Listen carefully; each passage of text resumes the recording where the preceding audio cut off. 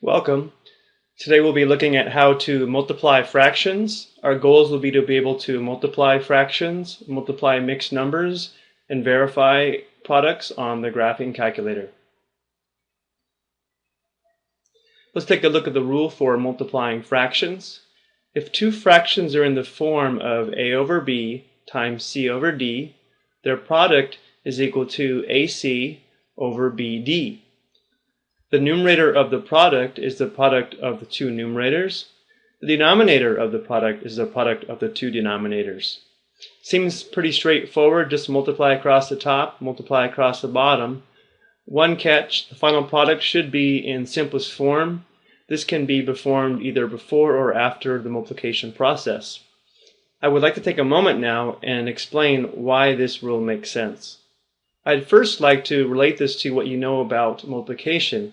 You probably remember way back in the day when you were first learning multiplication, you learned that multiplication was just repeated addition. So for example, if I'm looking at 5 times 3, that really means 5 of 3. So we'd have to add 3 to itself 5 times, which equals 15. But it's much easier now to just multiply 5 times 3. If I wanted to model 6 times 4, that means 6 of 4. So you would add 4 6 times. That would give you 24. 6 times 4 equals 24. Now if we apply this logic to fractions, it gets a little more involved, but I think we can still make sense of it. If I want to model 1/2 times 3/5, that means I want half of 3/5. Well, if I model the fraction 3/5, I can't take half of these pieces because there's an odd number of them. There's only 3. But if I take each of these pieces and I cut them into half, I would then have a total of 10 pieces, 6 of them being shaded. Now I can take half of these pieces. If I took half of these 6 pieces, that would leave 3. But now it would be 3/10 because we have 10 pieces instead of 5 to begin with. Now, of course, it's much easier just to use the rule. If I take 1/2 and I multiply it by 3/5, if I multiply the numerators together, multiply the denominators together, of course, I would get 3/10. Okay, now that this all makes sense, let's look at a few more examples and let's just follow the rule.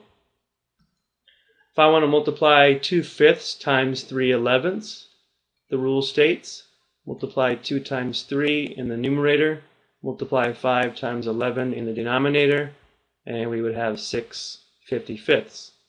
And this fraction does not simplify.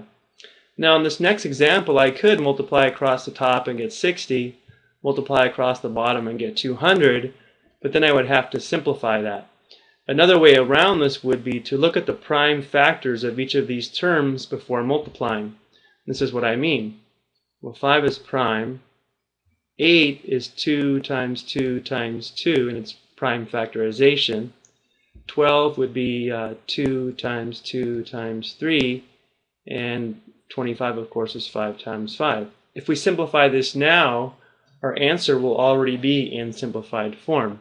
Remember, all of these factors will be in the numerator and all of these will be in the denominator. In order for a fraction to be in simplest form, we need to simplify out all of the common factors. So what that means is this 5 over this 5 simplifies to a 1, that simplifies to a 1, and that would simplify to a 1. The remaining factors will be our product, and it will be in simplest form. So on top we would have 3. And on the bottom we would have 2 times 5, so our product would be 3/10. Now these factors aren't disappearing, they are turning into 1s. Just kind of keep that in mind. Okay, 5 times 4/5. Again, the rule says that these both need to be in fraction form. So we have to rewrite this. In order to make 5 a fraction, we can write 5 over 1 times 4/5. And we can easily see now there's a 5 in the numerator, a 5 in the denominator that will simplify. So our remaining factors, 4 over 1, which of course is just 4 Okay, the last example, we have 3 1/9 times 2 1/7. Again, we have to have these written in the form of a over b and c over d. So what that means is we have to rewrite these as improper fractions. So remember, it would be 9 times 3 plus 1, or 28/9, times 7 times 2 plus 1, 15/7. Let's go ahead and factor these into their prime factors. So 28, 2 times 2 times 7. 9 would be 3 times 3. 15, 3 times 5, and 7 is prime. So we identify the common factors. Looks like we have a 7 and 7, 3, 3. Okay, the remaining factors will be our product in simplest form. Let's see, on top we would have 2 times 2 times 5. That would give us 20. And 3 on the bottom, 20/3. This is the answer in simplified form. However, since the original problem was a mixed number, normally you give it back as a mixed number. So let's review how we do that.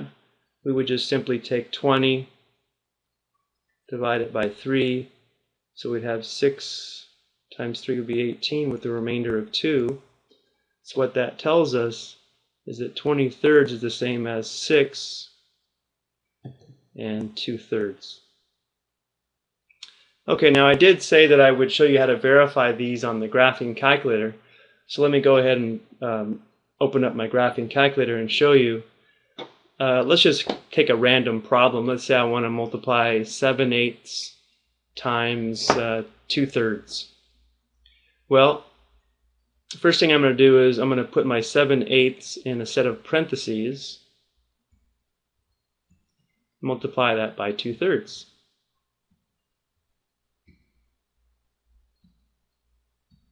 In parentheses. Now when I hit enter, it's going to give me the decimal answer.